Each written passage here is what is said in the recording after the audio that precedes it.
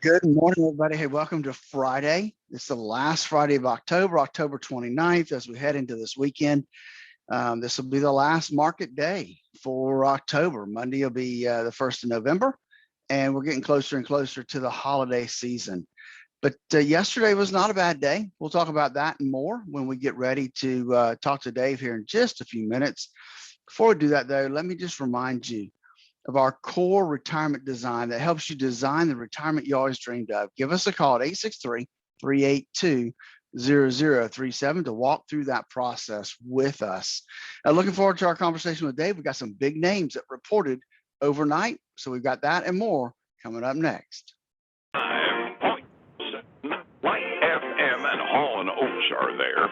Good morning. Hello. It's 8:41 now, 19 before 9.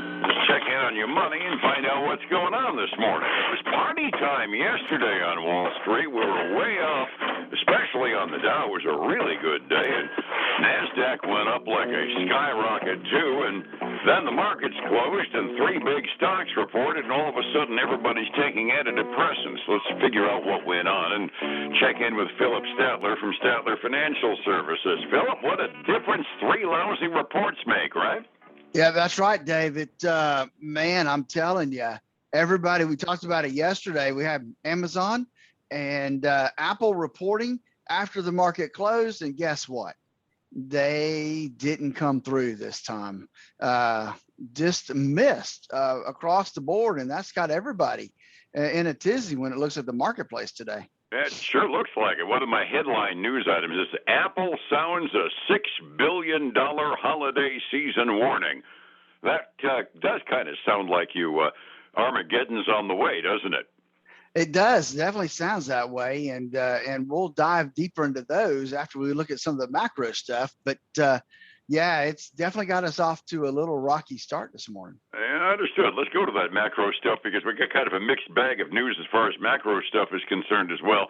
Government issued their personal consumption expenditures inflation rate this morning. And for this past month, it's not too good. It annualizes out to 4.4%. Last reading they had was 4.2%, so inflation hasn't been tamed yet. And then we get to personal numbers, our earnings and our spending. First of all, during September, our personal income, according to the government, it was expected to go down by a little bit because we were going through a little bit of a coronavirus panic then. It was expected to go down 0.3%, fell by 1 full percentage point in September, which is really concerning. And then the other side of the fence is we expected to spend more. We spent exactly what the government figured we would, 0.6% more, which means our income's going down, our spending's going up, and doggone, that means we're burning plastic, right? That's what it sounds like to me, Dave. It definitely does. And so those are some not so good numbers, especially when we had positive numbers the month before for personal income being up a little bit. So you know it is what it is, and we can only hope it's a data point and that it improves. Absolutely. It does tend to rattle the markets, though, because when you start getting to the big hedge funds and mutual funds, they tend toward being very well-researched day traders, but day traders nevertheless. So they get one little chink in the armor and they respond vociferously. And when we go from a 239 point gain on the Dow yesterday to a little bit of red ink this morning, you definitely see a change in mood on the heavy money investors, don't you? Well, you do. And let's just take it this way too. It's the last day of the month. So it's the last trading day. So sometimes you'll see mutual funds start truing up because they'll have to send stuff to the SEC and reports and that kind of stuff. So sometimes they'll be manipulating their portfolio also. Absolutely. And you also realize some cash profits when you do see some chinks on the horizon. And the monthly statements always look better when you show cash and a net gain rather than showing everything tanking on the last day of the trading period. That's true. Hey, I just saw this out of the corner of my eye, Dave, and we didn't talk about this beforehand, but the pending home sales index came out yesterday after you and I spoke about 10 o'clock. And it was not pretty. They expected it to go up by 1%. It actually fell by 2.3%. Whoa. Yeah, That's a complete turnaround from the housing reports we had earlier in the month, isn't it? it is. It is. So I'm not sure what the pending home sales, what that actually measures, but I'm thinking it's things that are contracted, but in between contract and closing, I'm assuming. Yeah, I think that's the measurement for it, although I've never researched exactly what the criteria are.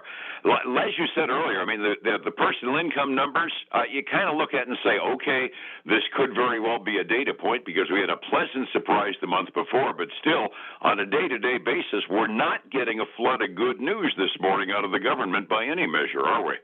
No, no, we're really not. And you take that with some of the earnings reports we have, and obviously that's putting pressure on the indexes.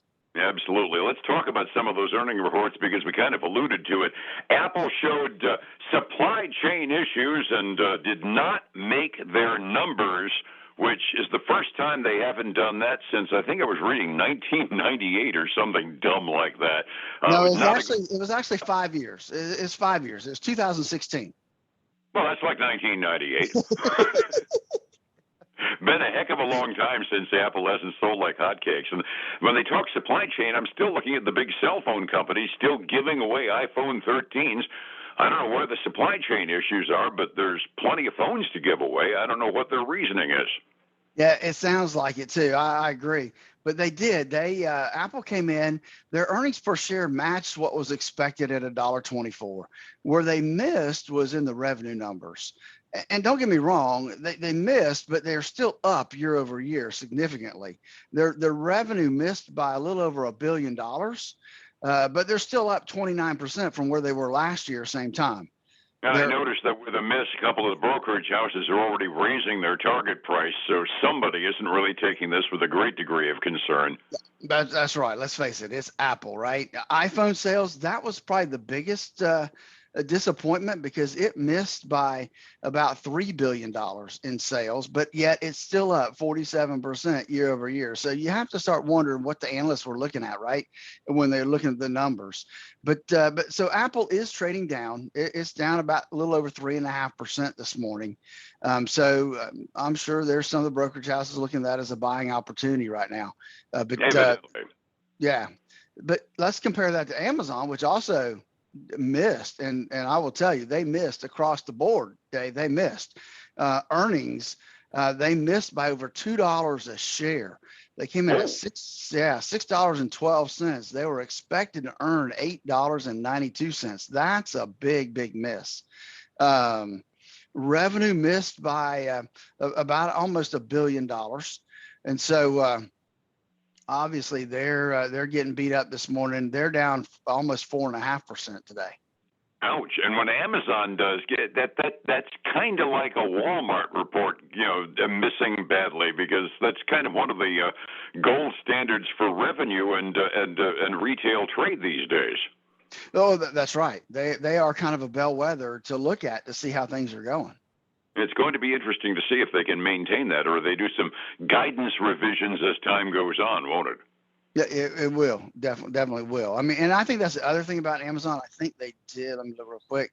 Yeah, they said they cited supply chain issues and their big thing is labor shortage. They're trying to hire 275,000 employees right now, both permanent and seasonal. So that's pushing their cost up because they're having to pay people more. They're having to pay bonuses to hire people.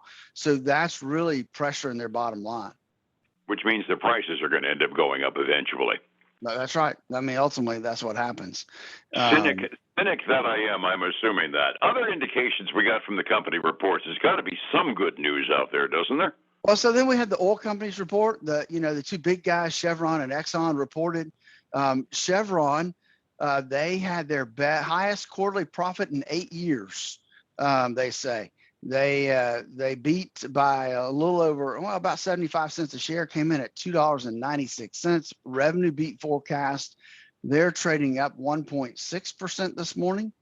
Cool. And they're just barely over their 52-week high right now. And then ExxonMobil, they beat by 2 cents a share, came in at $1.58. Revenue, though, was below the analyst forecast. They've been helped by higher pricing.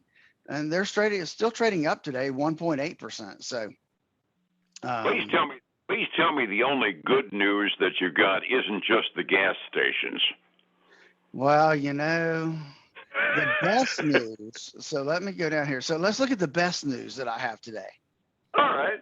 U.S. Steel. U.S. Steel, a steel company, an old line company. Perfect They had example of the stack industry. That's right. They had a great quarter. They beat by almost 70 cents a share. Revenue came in above forecasted projections. Steel shipments surged. They raised their quarterly dividend to 5 cents a share from a penny, and they announced a $300 million stock buyback program. So in all of that, their stock's trading up 9.5% this morning. That's incredible. That's one of the stock categories that I would never expect to see be the champion of the day. Would you? I would not, but they definitely are the champion of the day. Now let's contrast that with the loser of the day, and that would be Western Digital. You remember the old hard drives and the maker of those? Yeah. Yeah, they had weaker than expected earnings for the quarter. I think revenue was down a little bit too. They're battling supply chain issues. So they are, they're the big loser today, down 12.25%. Ouch. That's Yeah. kind of a day of extremes, isn't it? It is on those, but hey, we can't quit before we talk about Starbucks. Let's do it. They were one of the big three that I heard had a miss. Yep. So they came in. They actually beat by a penny. They made $1 a share, but revenue and their global same-store sales fell short of expectations. They were really impacted because of China. That's a key marketplace for Starbucks. And when COVID hit, and they had to quarantine everybody again, that affected the China market. So they're trading down 5.75% this morning. I never thought that Starbucks would be big in China. I just didn't consider that as being a main market for them. It is I guess a pretty sizable deal there. Intriguing. I didn't know that. Learned something new today. Resetting the table for the morning. Yesterday was a big up day. Dow was up by 0.2%, up 239 points. Yes, another record. Standard & Poor's up by 44.5. That's yes, another record. And Nasdaq's getting dangerously close to its all-time record. It was at 212 points yesterday, over 1.33%. Like I said, what a difference a day makes in a couple, three lousy reports. 45 minutes before we open. What's happening this morning, Phillip? Dave, we are definitely going the opposite direction across the board. We've got the Dow down 0.2%. That's about $70. We've got the S&P 500 down almost 0.6%. That's about $26. And the Nasdaq's down almost a full percent. We've got the VIX obviously heading up this morning. That's the volatility index on the S&P 500. On the commodity side, we're still in the same boat. Everything's red. Silver's down little over 1.1%, way below 24 now. It's at 23.83 an ounce. Gold down 1.33%, down below 1,800 at $1,778 an ounce. And then crude oil, we don't mind it going down, Dave, but it's down almost 0.9% to 82.11 a barrel. That's almost sounds like a bargain relative to the last few weeks. I'll take it. Overseas markets, the Asian rim generally up, but just fractionally at close this morning. Europe is kind of looking at our futures and saying, they're down between 1.5% and 3.5% halfway through the European trading day.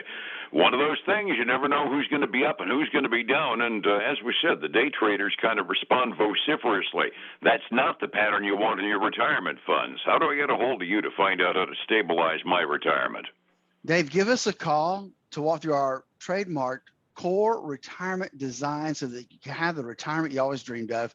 Give us a call at 863-382-0037. Check out our website, statlerfinancial.com, and then join us this weekend for the Statler Financial Radio Show, 6 a.m. and 11:30 this week, and 10 a.m. Sunday morning.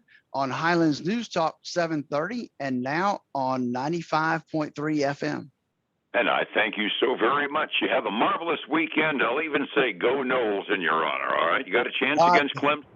There's a chance. There's a chance. Well, Clemson's having an off year this year. There's an upset in the weeds here somewhere. That's right. Maybe it'll be this week. We could use it. And I hate to say it, I don't give the Gators a lot of chance against Georgia, but I'm going to cheer for them anyway. Thank you much, my friend. I'll see you on Sunday or on Monday.